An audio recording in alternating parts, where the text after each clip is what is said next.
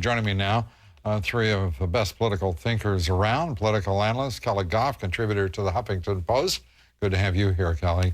Miguel Perez, syndicated columnist, CNN contributor. Miguel, thanks for being here. Hank Scheinkoff, Democratic strategist and CNN contributor. Hank, let's start with this. One of the frustrating aspects of this tragedy today is that this man is so well known to almost everyone who could have done something, it at least appears, to have stopped it.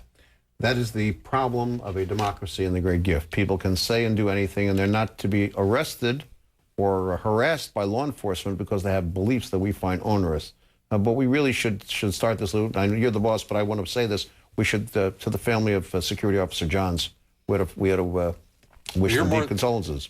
As you say, I think they would be delighted that you extend those condolences, shared by everyone here at CNN. But the idea that one can say and do anything in a democracy is not quite accurate. Well, you can't say there's a fire. You cannot say there's a fire, and you can't do as he did, commit a felony, and just have it simply disappear, it seems, Miguel, from his record, and have people simply forget what a menace he could be. You would think, Lou, that at this point, with all his writing, because the guy does threaten in some of his writing, encourages others, like, let's take action, let's not sit around. So you would think that they would have an eye on him, especially given his record. Absolutely. What? Kelly? Well, and also I was going to say, being from Texas, I have friends who are gun owners, and I know that I took a bit of ribbing after about the fact that gun sales were going up when it appeared that President Obama was going to win. And I know some gun store owners actually said that they were selling 15 to 20 assault rifles a day.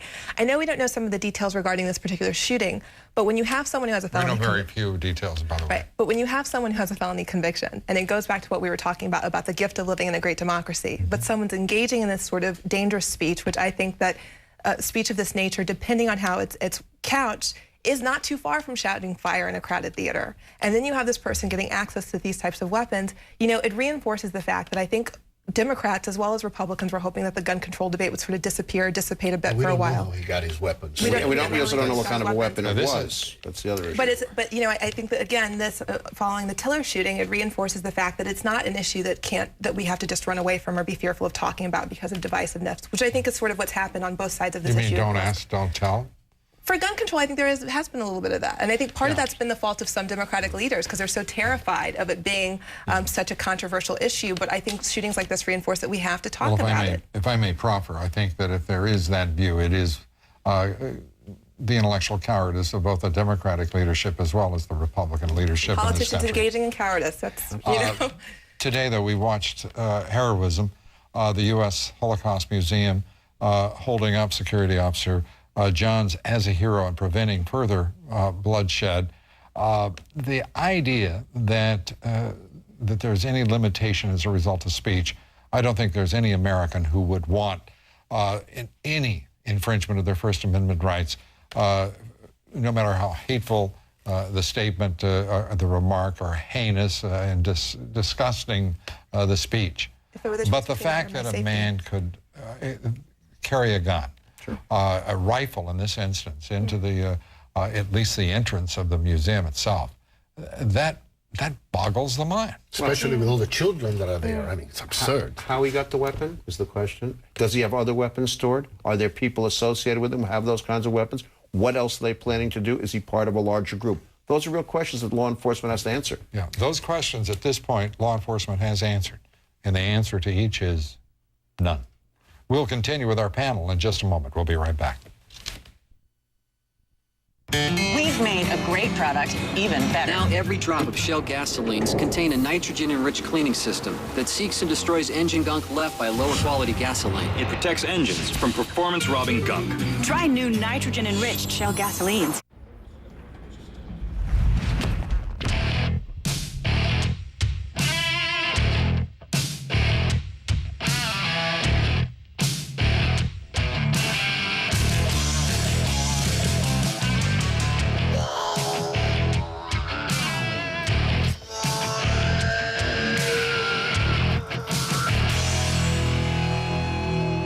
We are Intel,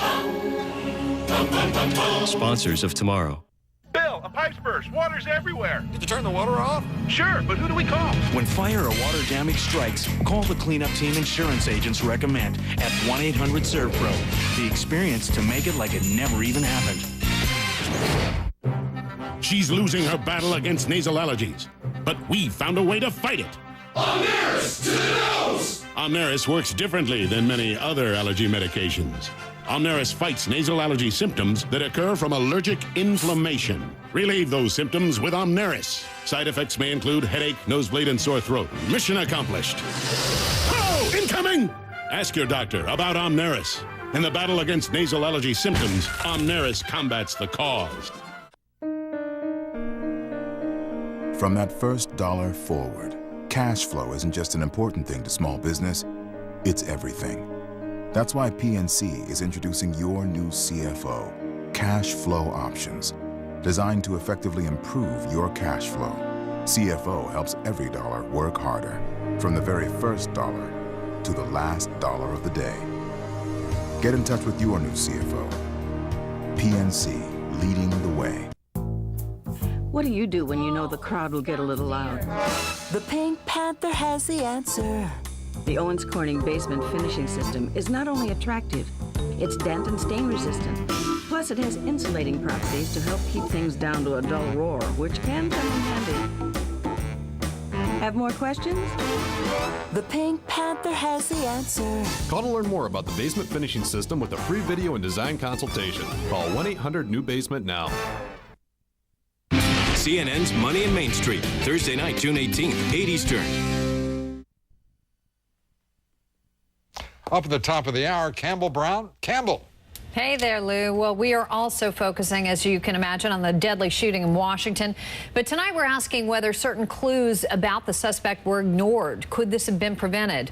Also, we've heard about his racist rants, but how much do we have to fear from supremacist groups more generally? And plus, are we focusing on the wrong bad guys right now? Is it time to step up the war on homegrown terrorists? Also, our great debate tonight, is the U.S. too tolerant of hate speech? All that ahead at the top of the hour, Lou. All right, Campbell, thank you very much. You bet. And we'll be back with our panel in just one moment. Stay with us. If you can't be at the U.S. Open, then be everywhere at the U.S. Open. With DirecTV, you'll get 4 dedicated channels showing nothing but tournament coverage. It's all of Bethpage, and it's only on DirecTV. Would you like a pony? Yeah. Would you like a pony? Yeah. Here you go. This is for you. Oh, that's fun. Yeah. Well, you didn't say you could have a real one. Well, you didn't ask. Even kids know it's wrong to hold out on somebody. Why don't banks? We're Ally, a new bank that alerts you when your money can be working harder and earning more. It's just the right thing to do. We're rolling out the blue carpet. Car care that's $39.95 or less for most GM vehicles. You'll get a standard lube oil and filter change with up to 6 quarts of oil, a 4-tire rotation, and 27-point inspection. 3 great services, all in one place, all at one time, all for one price. But hurry, Good Wrench and Go ends June 30th. Good Wrench, around the back of every GM dealership. See your participating GM Good Wrench dealer today. Okay, you're all set. There's lots of things that make Pearl Vision different, like no surprise costs at our registers. And now there's something else. Buy one, get one. Free eyeglasses or sunglasses with a complete pair purchase. Visit pearlvision.com. What does hope look like? It looks like people with type 1 diabetes who get involved in their own cure. The Juvenile Diabetes Research Foundation is now funding more human clinical trials and needs more people with type 1 diabetes for this crucial work. Participating in a clinical trial is a way you can play an important role in the fight to treat and cure type 1 diabetes. Be the look of hope and get involved.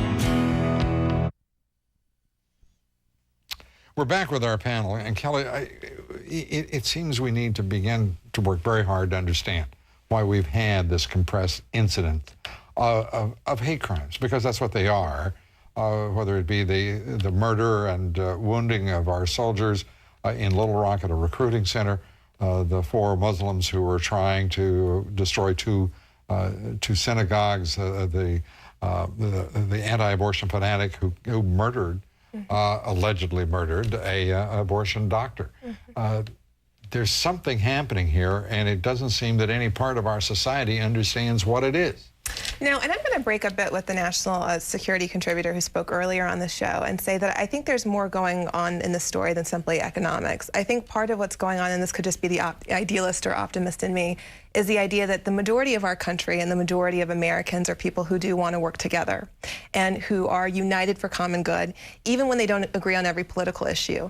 And I think that when you see a country that was able to come together to elect, the first African-American president, we have the possibility of the first Latina Supreme Court justice, we have a very diverse cabinet that features, Asian Americans, Jewish Americans. I think there are people in this country who are angry about that. It's not a majority. But there are people who are domestic terrorists and international terrorists who are not happy to see Americans coming together for a common good. And so they engage in acts like this to scare us into believing that we're a more divided country than we really are. Miguel, your thought? Look, what worries me is that we're going to forget about, the white supremacists, the Muslim extremists in our midst. We worry too much about Pakistan and about Afghanistan and about fighting terrorists all over the world when we have them right here. And what happens when we have acts of terrorism in this country is we worry about it for a couple of weeks, especially in the media, and then we forget all about it until there's another shooting or another bomb. But I think it's important in the context here, too. As Lisa Sylvester reported, we have seen a dramatic reduction in hate crimes in this country. And I don't think it has so much to do with the economy. I agree with her. I think it has to do with the president and people feeling up against the wall because things are changing. Yeah, but what I'm talking about is we've seen a dramatic reduction in the number of hate crimes over the past 8 years, 7 to 8 years. And I mean, very significant, yet within this short period of time, a compression of incidents.